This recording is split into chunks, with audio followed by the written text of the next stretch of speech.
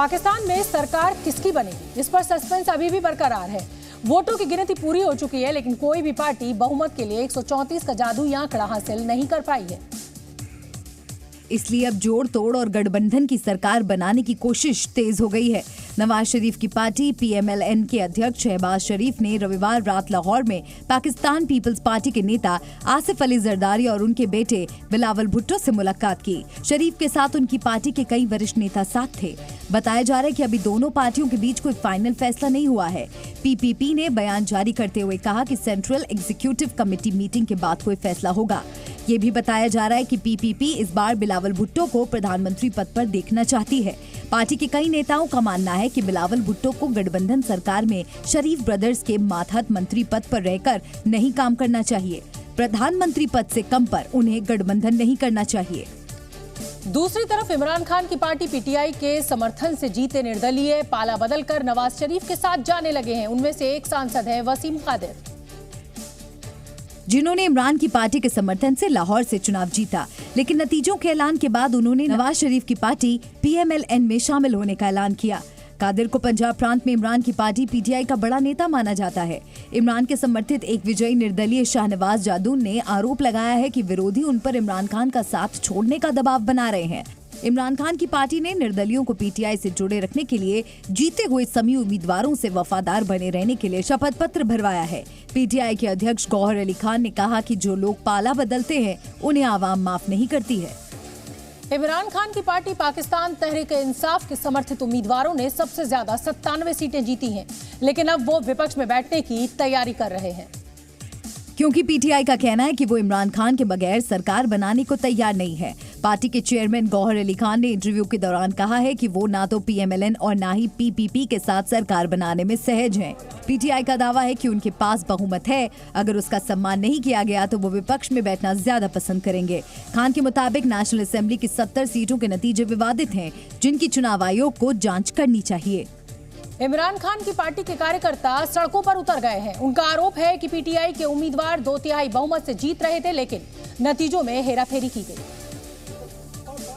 इसलिए वो प्रदर्शन कर रहे हैं। कराची में इमरान खान के समर्थकों ने सिंध चुनाव आयोग के दफ्तर के बाहर प्रदर्शन किया। इमरान के समर्थकों का आरोप है कि काउंटिंग सेंटर पर जमकर धांधली हुई है। फॉर्म 45 में जो नतीजे रात को दिखाए गए वो सुबह बदल दिए गए। इमरान के समर्थकों का आरोप है कि नतीजों में देरी ही इसलिए हुई क्योंकि अंदर खाने नतीजों की धांधली हुई। अमेरिकी राष्ट्रपति जो बाइडेन इन दिनों अपनी कमजोर याददाश्त की वजह से चर्चा में है। बताया जा रहा है कि राष्ट्रपति चुनाव लड़ने से पहले उनको डिमेंशिया टेस्ट देना पड़ सकता है। ये एक तरह से उनकी याददाश्त का परीक्षण होगा, जिसमें 81 साल के बाइडेन से कई सवाल पूछे जा सकते हैं। 10 मिनट के इस टेस्ट में उनको कई जानवरों की पहचान करने के लिए कहा जा सकता है। साथ ही पेपर पर घड़ी बनाने और अंग्रेजी के अक्षर पढ़ने और पहचानने के लिए कहा जा सकता है। 10 मिनट तक चलने वाला ये डिमेंशिया टेस्ट 30 अंकों का होता है, जिसमें 26 या उससे ज्यादा अंक मिलने पर व्यक्ति की याददाश्त को सामान्य माना जाता है। 2018 में डोनाल्ड ट्रंप को भी डिमेंशिया टेस्ट देना पड़ा था और तब उनको 30 में से 30 अंक मिले थे। बीते कुछ दिनों से बाइडेन की भुलक्कड़ी के वीडियो सोशल मीडिया पर खूब वायरल हैं। ऐसे ही एक वीडियो में वो आतंकवादी संगठन हमास का नाम भूल गए, तो दूसरे वीडियो में मिस्र के राष्ट्रपति अल-सीसी को मैक्सिको का राष्ट्रपति बता बैठे। खबर यह भी है कि अगर बाइडेन डिमेंशिया टेस्ट में नाकाम रहे तो उनकी उम्मीदवारी खारिज भी हो सकती है, और अगर ऐसा हुआ तो डेमोक्रेटिक पार्टी पूर्व राष्ट्रपति बराक ओबामा की पत्नी मिशेल ओबामा को उम्मीदवार बना सकती है। मिलिंद देवरा के इस्तीफा के बाद कांग्रेस को महाराष्ट्र में एक और झटका लगा है। महाराष्ट्र के पूर्व मुख्यमंत्री अशोक चव्हाण ने पार्टी छोड़ने का ऐलान कर दिया। अशोक चव्हाण ने महाराष्ट्र कांग्रेस अध्यक्ष नाना पटोले को अपना इस्तीफा भेजा और कांग्रेस की प्राथमिक सदस्यता से इस्तीफा देने का ऐलान किया। पार्टी छोड़ने के साथ ही उन्होंने विधायकी पद से भी इस्तीफा दिया और जब मीडिया के सामने आए तो अपनी आगे की रणनीति का खुलासा कर दिया। पूरी तरीके से कांग्रेस पार्टी से मेरा जो भी इन्वॉल्वमेंट था वो क्यों मजबूर होना पड़ा? कोई मजबूरी की कोई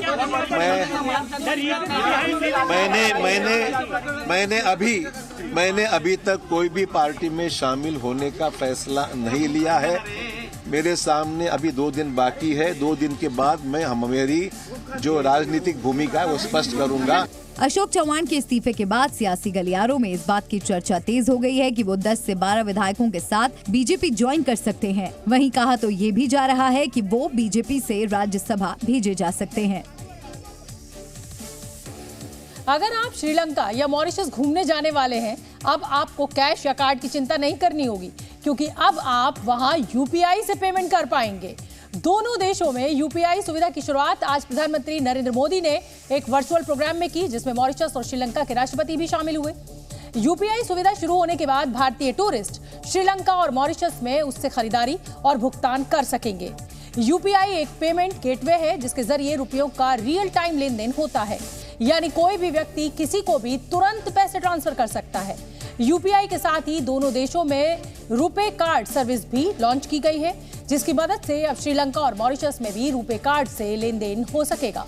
बीते कुछ महीनों से केंद्र सरकार लगातार यूपीआई के दुनिया के तमाम देशों तक पहुंचाने में जुटी हुई है।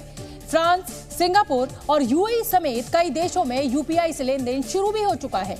जनवरी में भारत दौरे पर आए फ्रांस के राष्ट्रपति इमैनुअल मैक्रों ने भी जयपुर में यूपीआई के जरिए खरीदारी की थी। हल्द्वानी हिंसा मामले में पुलिस ने बड़ी कार्रवाई करते हुए पिछले 24 घंटे के अंदर 25 और आरोपियों को गिरफ्तार किया, जिसके बाद पकड़े गए दंगाइयों की संख्या 30 हो गई, जिसमें एक नामजद आरोपी था, जबकि बाकियों को सीसीटीवी फुटेज से हुई पहचान के बाद दबिश देकर गिरफ्तार किया गया। इन 25 लोगों में थाने में पथराव के 12 आरोपी, थाने की गाड़ी चलाने के 6 आरोपी और नगर निगम की तरफ से दर्ज कराए गए केस के 7 आरोपी शामिल हैं। पिछले 24 घंटे में हमारे द्वारा 25 लोगों की गिरफ्तारी हो गई है और पहले 5 गिरफ्तारी हो रही है, तो इस प्रकरण में अब तक टोटल 30 गिरफ्तारी हो गई। गिरफ्तार आरोपियों के पास से पुलिस ने 7 अवैध तमंचे और भारी तादाद में जिंदा कारतूस बरामद किए। इनमें वो सरकारी कारतूस भी शामिल हैं जो आरोपियों ने थाने से लूटे थे। तो अलग अलग जगह से और अलग अलग अभियुक्तों से हमने 7 तमंचे जो कंट्री मेड वेपन होता है वो बरामद किया और 54 लाइव राउंड जो है वो इनके पोजीशन से बरामद हुए हैं। पुलिस के मुताबिक दंगाइयों ने और भी कई सरकारी हथियारों को लूटा था, जिनके बरामदगी की कोशिशें जारी हैं। दिल्ली के मुख्यमंत्री अरविंद केजरीवाल और पंजाब के मुख्यमंत्री भगवंत मान दोनों ही आज अपने परिवार के साथ रामलला के दर्शन करने अयोध्या पहुंचे। जैसे ही मुख्यमंत्री अरविंद केजरीवाल और भगवंत मान अयोध्या पहुंचे, आम आदमी पार्टी के कार्यकर्ता गाजे बाजे के साथ उनका स्वागत करने पहुंच गए। हालांकि इस दौरान दोनों मुख्यमंत्री गाड़ी में अंदर ही बैठे रहे। इसके बाद मुख्यमंत्री केजरीवाल और भगवंत मान मंदिर के अंदर पहुंचे और परिवार के साथ रामलला के दर्शन किए।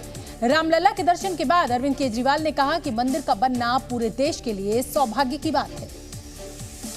ये पूरे देश के लिए, पूरे समाज के लिए, पूरे विश्व के लिए बहुत सौभाग्य की बात है कि इतना भव्य और अच्छा सुंदर मंदिर बनके तैयार हुआ है। दुनिया में बढ़ते प्रदूषण का बुरा असर इंसानी नहीं, पशु पक्षियों और कीट पतंगों पर भी पड़ रहा है। वॉशिंगटन यूनिवर्सिटी की ताजा रिसर्च के मुताबिक वायु प्रदूषण की वजह से फूलों की खुशबू तितलियों और भंवरों तक नहीं पहुंच पा रही है। फूलों की खुशबू हवा में मौजूद रासायनिक तत्वों से रिएक्शन करके एक अलग गंध पैदा कर रही है, जिसे भंवरे, मधुमक्खियां और तितलियां पहचान ही नहीं पा रहे हैं और फूलों से दूर हो रहे हैं। कीट पतंगे और मधुमक्खियां फूलों के रंग, उनकी चमक से आकर्षित होते हैं, लेकिन प्रदूषण की वजह से फूलों की चमक भी अब फीकी पड़ने लगी है। रिसर्च में बताया गया है कि पहले जब प्रदूषण नहीं था तब फूलों की खुशबू दूर तक जाती थी, लेकिन अब प्रदूषण बढ़ने की वजह से फूलों की खुशबू दूर तक नहीं जा पाती है। रिसर्च के मुताबिक दुनिया के कई शहरों में फूलों की महक का दायरा 75% से ज्यादा सिमट गया है। Zee News।